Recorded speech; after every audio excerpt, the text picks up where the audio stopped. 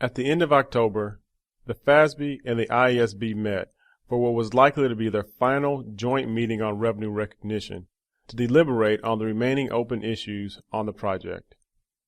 During this meeting, the boards reached tentative decisions to provide an explicit threshold for collectability when determining that a contract exists, to include a specific confidence level when applying the constraint on variable consideration, to provide an exception to the revenue recognition model for licenses of intellectual property that are sales or usage-based, and lastly, to reaffirm and clarify their previous decisions on determining when licenses are transferred over time versus at a point in time.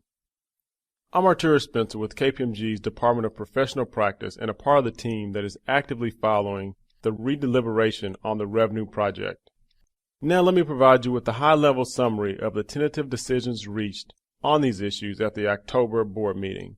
A more detailed discussion of the board's tentative decisions can be found in KPMG's Defining Issues number 13-47, available at www.kpmginstitutes.com.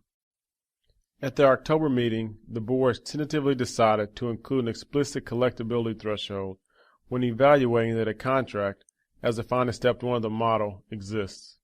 The boards agreed that the threshold would be probable while acknowledging that this is a higher threshold under U.S. GAAP than it is under IFRS. That assessment would apply equally to contracts with and without a significant financing component. Additionally, the boards reaffirmed their previous tentative decisions that customer credit risk is not included in the measurement of the transaction price. Next, for the constraint on variable consideration, the boards tentatively decided to specify that an entity must conclude that it is probable or highly probable under IFRS that the estimate of variable consideration is not subject to a risk of significant revenue reversal. A significant revenue reversal results if there is a significant downward adjustment of the cumulative revenue recognized from a contract with that customer. As discussed further in IFRS 5, probable under U.S. GAAP and highly probable under IFRS are intended to be the same threshold. Additionally, the boards tentatively decided that an entity should update its estimates of the transaction price at each reporting date.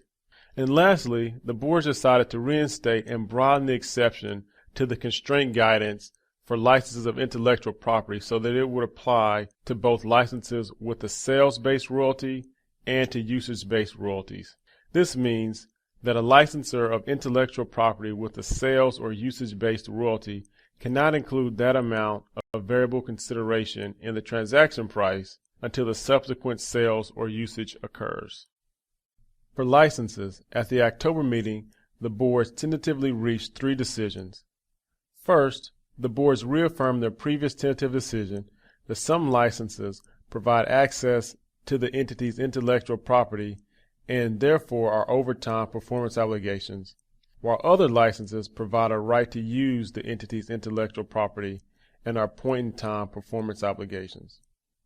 Secondly, the boards clarified that an entity would first determine whether a license is distinct from other performance obligations in the contract, and only if it is distinct, apply the criteria to determine whether the license provides access to or a right to use the intellectual property.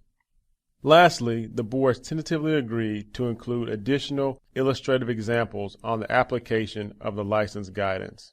As part of the discussion on licenses, the boards also discussed specific criteria that must be considered to determine if a distinct license provides access to an entity's intellectual property and is a performance obligation satisfied over time. If the criteria are not met, the license provides a right to use the entity's intellectual property that is satisfied at a point in time.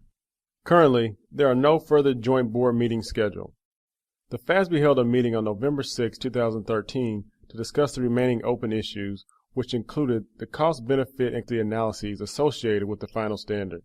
At this meeting, the FASB directed the staff to begin drafting the final standard.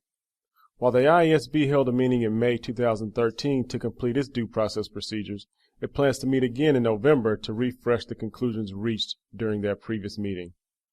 The boards currently expect to issue a final revenue standard in the first quarter of 2014. We will have additional podcasts and thought leadership publications as the boards work toward the final standard and once the final standard is issued to inform you about implementation issues to consider. Thank you for tuning in, and for additional information, please refer to www.kpmginstitutes.com.